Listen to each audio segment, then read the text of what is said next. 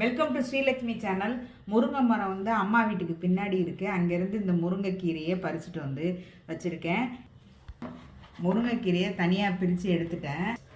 இந்த தண்டை வந்து தனியாக எடுத்துட்டோம். இப்போ இதை அலம்பி வச்சுருக்கேன் நல்லா.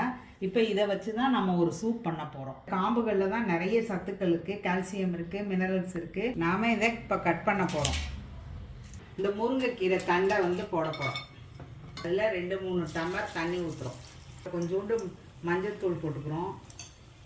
ஒரு பூண்டு பல், ஒரு வெங்காயம், ஒரு சின்ன தக்காளி. இப்போ நல்லா கொதிச்சிருச்சு. மிளகு சீரகத்தூள் போட்டுக்கிறோம்.